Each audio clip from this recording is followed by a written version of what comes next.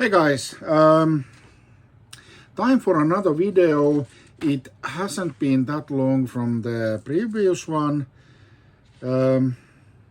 which is unusual for me, but I think I'm getting my brewing mojo back, and which is I guess the most positive news for this year that I can have. Partially driven by the increase of prices everywhere here. Everything is increasing, electricity, food, the loan interests are up and blah blah, so everything is more expensive. So if I can save a buck here and there by brewing my own, definitely it's worthwhile doing it. Plus I think I mentioned it on the last video as well, that I'm just completely tired of the shite quality of the commercial beer. But while we are waiting for the my first homebrew to be there, let's have a commercial beer. Olvi, that is a Finnish-based brewery. Beer is called Tuplapukki. It is a Rappelbock.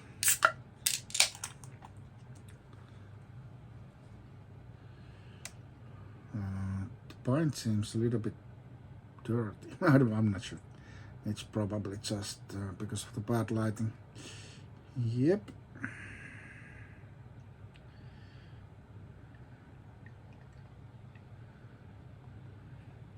Color is nice, especially like the carbonation here. I like plenty of carbonation, and that we have today here, gentlemen, ladies and gentlemen, fellow homebrewers. Yes, plenty of carbonation. Sniff, sniff. Doesn't really give anything. So let's have a whirl. 8.5%. Is anything else? Shed, water, malt, blah blah. No. It says that Iisalmi is the Bock city. Iisalmi is the city here in Finland where the brewery is located, and they are apparently now the Bock city. Actually, I remember that for tens of years, Olvi had a German brewery master. I don't know what's the situation currently, but anywho, not much expectations. I have had this before, but I don't remember when. I don't usually drink these 8.5% beers. But because it's Tuesday, so what the heck.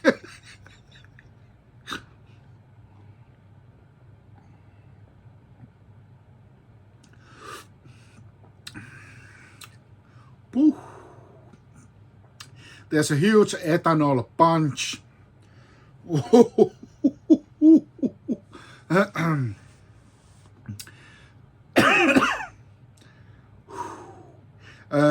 The beer itself, actually, if we forget about the ethanol punch, it's relatively good. The kind of what I'm picking up the first is the maltiness, and very balanced maltiness, bitterness, sweetness, very balanced, easy to approach, but then after a few seconds you are slapped on your face with the ethanol. And yeah, so could be actually a great beer if you take it a little bit lower the ABV without sacrificing other elements on the beer.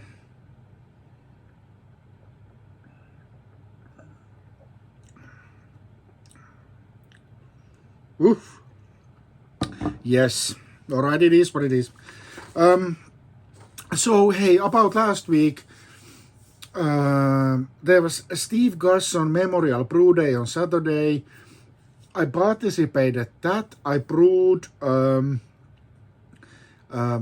Midland mild beast of something, kind of a clone beer. Mild 3.5% roughly. The brew day went perfectly. Super happy that now kind of getting back to the horse, or onto the horse, or onto the horse.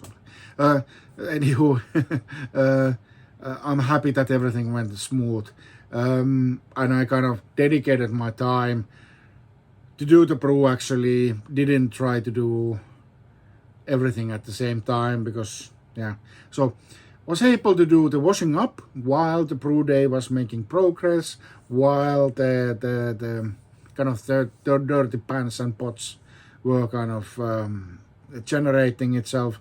So everything went smoothly. During the brew day, or actually during the actual brewing, I didn't participate that much to the live event, but after the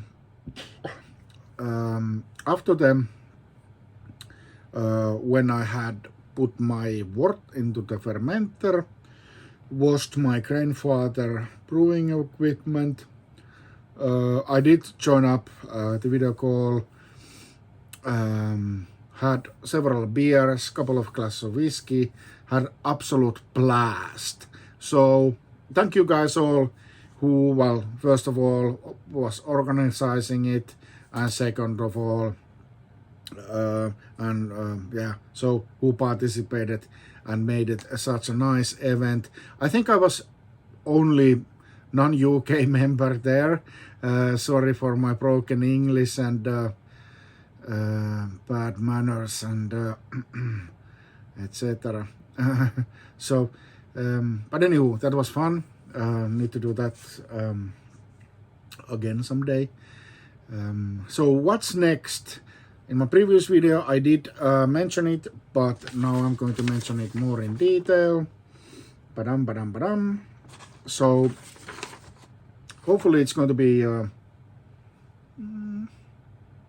Saturday. No, it's Tuesday, so the Saturday, the 22nd. Smash, Maris Otter Citra Smash, recipe by Jonas Walker from BSB Brewery. Sorry, BSB Homebrew, but I guess we can call it BSB Brewery as well. So 6.6 kilos of Maris Otter, 150 grams total of hops. So 20 minutes, 20 grams of Citra, 10 minutes, 30 grams of Citra, 5 minutes, 40 grams of Citra. Then hop stand at 90 degrees, 30 minutes, and then adding 30 grams of Citra. I'm not sure if so 30-minute hop stand, yes, and when the hop stand starts I will add 30 grams of Citra for 30 minutes. That's how I interpreted this. Dry hops, 2 days, 30 grams of Citra. Then we have quite a lot of water improvements. Let's see what I'm going to do. The water, what do we have here in the area is kind of a very good basic water. It doesn't have anything added to it. It's fresh water pumped from the ground. It comes as it is. There's no chlorine or nothing added to it. I think that the pH was such that I do need to usually add quite some lactic acid to get the pH down on the 5.2-ish level. So that's the only thing what I usually do. So let's see whether I'm going to use any water improvements or water additions in this brew. Then it goes for 2.5 packets of fermented Safale American US-05, your trusty blowhorse. So let's see. I think I have several packets of that. So, and obviously the batch size is the traditional 5-gallon batch. A mash water 21.3 liters, sparge 12 liters, boil time 60 minutes, total liquids 33.3. Alright, smashing at 66 degrees for 1 hour. Yep. Alrighty. Clear enough. I don't even need to measure the grains because I have already a bag existing which is 6.6 kilos of Marisotter. So I just need to mill those, vroom vroom, and then measure the hops. Yep, easy does it. Clear enough. What else? Is there actually a potential of having a little bit shorter update? It's usually like 20 something minutes and I'm sure nobody watches that long. Let's have a look at the brew that I did on the live brew day. Not going to go through the recipe again. Traditional English mild. Base malt was Vienna, then little bit of crystal, little bit of biscuit, little bit of Carafa free, little bit of chocolate malt, and there you go. There's your mild, and then East Kent Goldings as the hop. The specialty is there that you add 2 vanilla pots into the fermenter as kind of a dry hop. Let's see how this could work if I just take you along for the ride.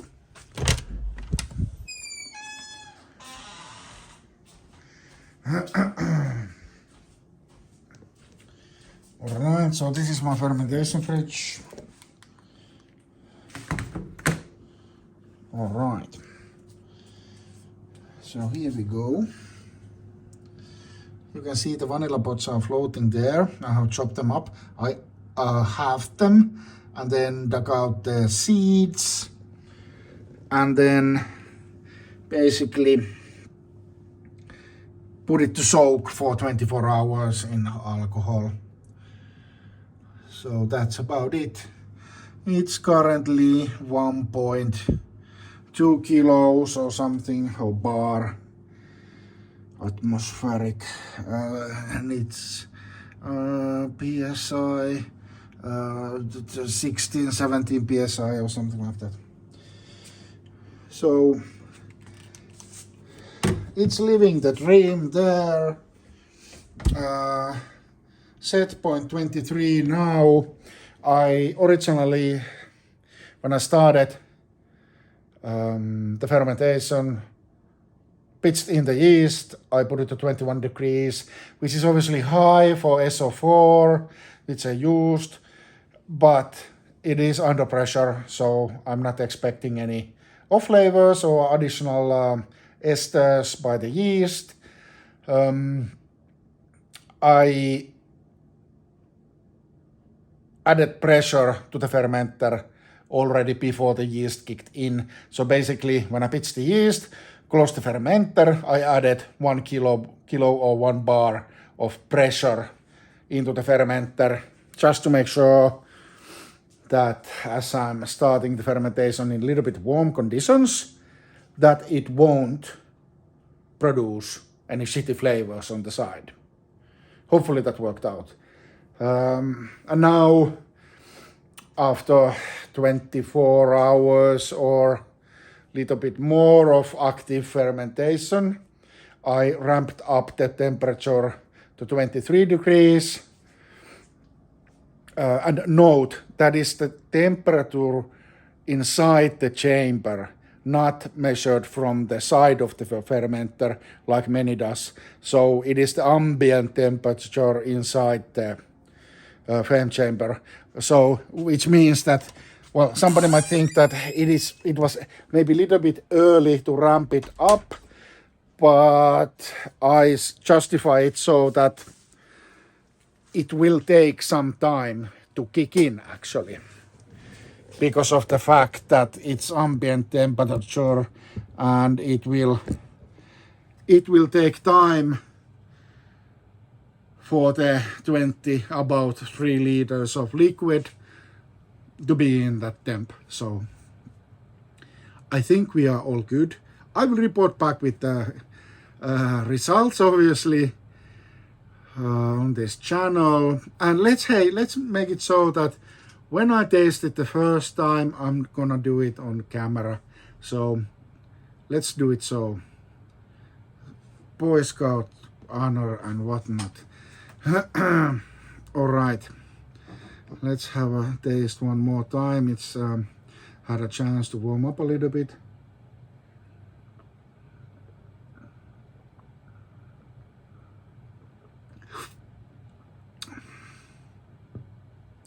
Yep, no surprise there. So now when it's warmed up a little bit, it means that the malt flavors are emphasized compared to be fridge cold. So now the ethanol punch is not like a slap on the face. So, and obviously, usually the more higher ABV beers are meant to be enjoyed a little bit more warmer. But yeah, it's like a wolf seeking for a prey. You know, there's not always time to do it the proper way when you are hungry. Okay, though. Clear enough. Let's do this citrus mass on Saturday and take it from there. I hope, because that's the only fermentation chamber that I have, that the mild is already more or less fermented. I do not have a tilt or anything in it. People say that you can use it under pressure as well, but I have had some funky readings and whatnot. So, and the nice thing about the Fermchilla, no, it's Fermentasaurus Snubnose. Nice thing about the Fermentasaurus is that because it's translucent, I can see what's happening there. I can see when the active fermentation is settling down. So I will just take it out from there and maybe into this my office space, where is about 18-19 degrees warm, so it can then kind of continue settling down here. And on Saturday I will put in the smash beer into the firm fridge. So that would be like only 1 week of fermentation time for the mild, but let's see. And I will continue ramping up the temperature. So maybe tomorrow, let's see how active does it look. Depending on that, I will ramp it up to 24 degrees. So the idea there, when the yeast will start, or the most active part of the fermentation seems to be ending, I will ramp up the temperature one more time to just kind of give it the last push to do its thing. This is my way. I believe this is the way, but certainly it is not the only way. You might disagree and do something else. You are most welcome to do so. There's no one way of doing this, and if somebody is saying that, they are full of shit. So but obviously there can be better ways and worse ways of doing things. I'm not saying that. All right, thank you for watching. Stay tuned. Hopefully I will update you a little bit, maybe during the brew day. Maybe even could I have a like short live session. Well, I don't know, but be seeing you. Bye bye.